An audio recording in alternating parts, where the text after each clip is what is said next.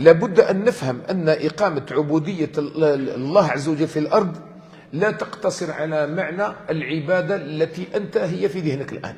لو كنت تتخيل بأن العبادة هي عبارة عن شعائر فهنا قد ظلمت الآية. نظلم معنى العبودية. العبودية يشرحها القرآن الكريم. أنت وجودك في الدنيا، قل إن صلاتي ونسكي ومحياي ومماتي لله رب العالمين. الله سبحانه وتعالى أعطانا قصة كررها علينا في القرآن، وهذه القصة التي تكررت علينا في القرآن لن تستطيع أن تفهم الفهم الدقيق بأبعاده للمعنى نتاع الوجود نتاعك في الدنيا حتى تفهم القصة هذه، وهي قصة آدم مع إبليس. شفتوا إبليس لما جاء إلى آدم ووسوس إليه وإلى زوجه وأخرجهما بالزلل، شفت، فأزلهما الشيطان، أخرجهما بالإغواء. لما أخرج إبليس آدم وحواء انقلب القانون الرباني إلى قانون أرضي. كان القانون قانون سماوي. وشنو هو القانون السماوي؟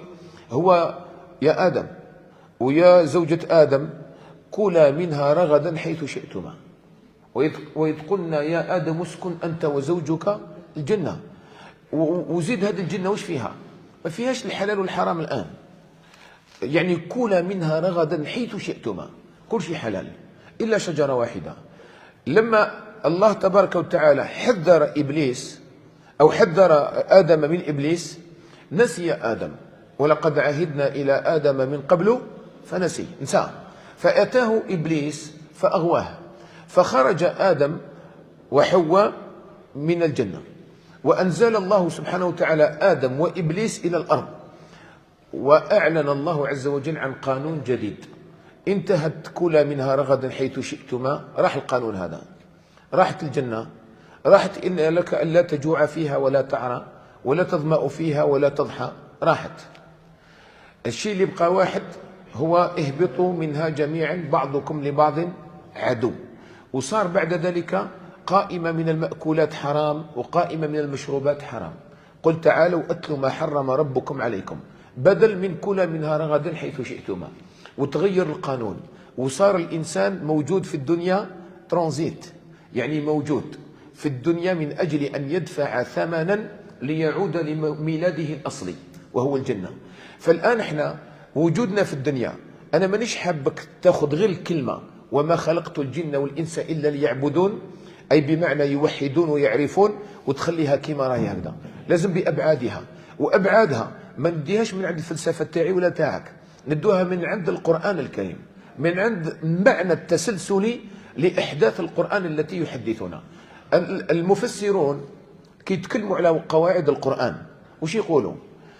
يقول لك باللي الحاجة اللي كررها الله عز وجل يأكد عليها في القرآن الكريم، اعلم أن هذه هي قصتك أنت، نحن نقص عليك أحسن القصص. قصة من؟ يوسف عليه السلام ولا لا؟ قصة يوسف الله يقص، تصوروها. لماذا قصة يوسف هي أحسن القصص؟ لأنها قصتي أنا وقصتك أنت وقصة فلان وفلان، فيها أضحك وأبكى، فيها أضحك وأبكى التي هي من صفات الله، هو الذي يضحك وهو الذي يبكي. كم يوسف عليه السلام كم ضحك والضحكة بكاته، وشحال بكى والبكية ضحكاته. يعني شحال من حاجة كان وين؟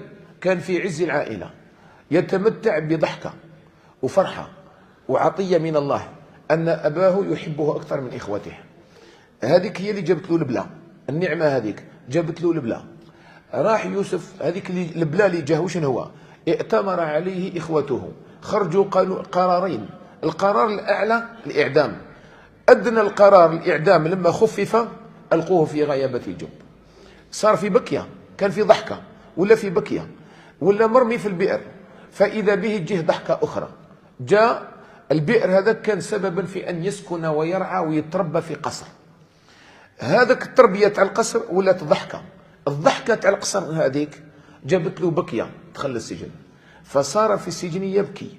بكاؤه هذيك البكية تاع السجن كانت سببا أن يعبر عن رؤيا الملك فيكون وزيرا بعدها، جابت له ضحكة. وهكذا حياتي وحياتك، ضحك وبكي. ومن يضحكك ويبكيك؟ الله، هو الذي أضحك وأبكى. فلذلك هي قصتي وقصتك. وانت لو كنت راجع حياتك تلقاها في احسن القصص. اذا الان احنا لما نشوفوا روحنا في هذه الحياه ماذا نفعل؟ شنو نديروا؟ لماذا الشمس تطلع وتهبط؟ لماذا كاين نهار وليل؟ هو الذي جعل الليل والنهار خلفة، الليل يخلف النهار لمن أراد أن يذكر أو أراد شكورا. هذا الليل والنهار ربي ما داروش للناس المهابل، ما داروش للناس الغافلين، داروا ربي للناس العاقلين الذين يفكرون، أولو الألباب، هؤلاء الذين يمشون على الأرض هونا، عباد الرحمن الذين أعطاهم الله العقول، يفكرون لماذا الليل النهار، ليل النهار، علاش الأيام تتشابه؟ حاجة موجودة، كاين شيء مطلوب منا، نعم من الله، نعم تطرى علينا، قال الله فيها وإن تعدوا نعمة الله لا تحصوها ولن نحصيها. هذه كلها النعم بسبب ماذا؟ ماذا يريد الله منا؟ موجودين في الأرض، أنت الآن هنا موجود لإقامة عبادة الله، لأنها الثمن الوحيد لأن ترجع إلى ميلادك الحقيقي وهو الجنة. باش نعاودوا نولوا لبلادنا، ما احنا رانا هنا ترانزيت، ولذلك الدنيا ليست لنا، الدنيا ليست لنا. شو كي ضربنا البرد برا نلبسوا، وكي ضربنا السخانة نحوسوا على المكيفات. يعني عندنا في كل الفصول نحتاج إلى من يعدل لنا الجو، لأنه الدنيا مش تاعنا. لما تروح تشوف الناس الكائنات اللي خلقها ربي الدنيا هي البهائم، خلقها ربي الدنيا. الدب يعيش ناقص 70، الدب القطبي الأبيض هذاك يعيش في درجة حرارة ناقص 70، وين نموت أنا وأنت ناقص 70. لا يرتدي حتى حاجة، ما يقولك جيب لي بالطو ولا يقولك جيب لي حاجة، لأنه ربي خالقه لهذاك الشيء. ما يلبس صباط، ما يحتاج، لأنه رجله مخلوقة للدنيا. أنا وأنت مخلوقين للجنة، نسأل الله يسكننا وإياكم إياها.